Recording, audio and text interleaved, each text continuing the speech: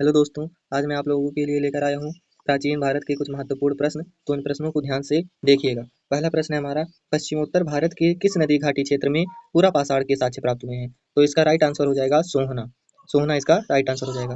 अगला प्रश्न है हमारा, ज्ञानी मानव जिन्हें होमो सैपियंस भी कहा जाता है का आविर्भाव इस धरती पर कब हुआ था? तो इसका राइट आंसर हो जाएगा 30 से 40 हजार साल पूर्व। क्या हो जाएगा? 30 से 40 हजार साल पूर्व। अगला प्रश्न है हमारा, कृषि का प्राचीनतम साक्ष्य कृषि का प्राचीनतम साक्ष्य कहाँ से प्राप्त हुआ है? तो इसका राइट आंसर हो जाएगा मेहरगढ़, जो आज के समय में कहाँ पर है? पाकिस्तान के बलूचिस्तान में बोलन नदी के किनारे पर है। ठीक है, तो कृषि का प्राचीनतम साक्ष्य यहाँ से प्राप्त हुआ है, मेहरगढ़ से। अगला प्रश्न है हमारा, मनुष्य ने सर्वप्रथम किस धातु का प्रयोग मनुष्य ने सर्वप्रथम किस धातु का प्रयोग प्रारंभ किया? तो इसका राइट आंसर हो जाएगा, सबसे पहले किसका प्रयोग किया था? तांबे का। अगला प्रश्न है हमारा, भारत में पूरा पाषाण कालीन औजारों की खोज किसने की थी?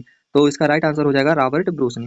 रॉबर्ट ब्रूस ने भारत में पूरा पाषाण कालीन औजारों की खोज की थी। अगला प्रश्न है, प्राचीनतम आहत सिक्के को साहित्य में क्या कहा जाता था? तो प्राचीनतम आहत सिक्के को साहित्य में कहा जाता था कासार्पण। क्या कहा जाता था? कासार्पण कहा जाता था। अगला प्रश्न है, स्वतंत्रता प्राप्ति के बाद भारत के किस राज्य में हड़प्पा संस्कृति के सर्वाधिक स्थल खोजे गए हैं? तो स्वतंत्रता प्राप्ति के बाद भारत के गुजरात, जो गुजरात राज्य है जिसकी राजधानी है गांधीनगर, वहां पर हड़प्पा संस्कृति के सर्वाधिक स्थल खोजे गए हैं। ठीक है, तो अगला प्रश्न है, सिंधु घाटी सभ्यता किस स्थान पर वृहद स्नानागार प्राप्त हुआ है? मतलब सिंधु घाटी सभ्यता में ऐसा कौन सा स्थान है जहां पर वृहद स्नानागार प्राप्त हुआ है? तो इसका राइट आंसर हो जाएगा मोहनजोदाड़ो। क्या?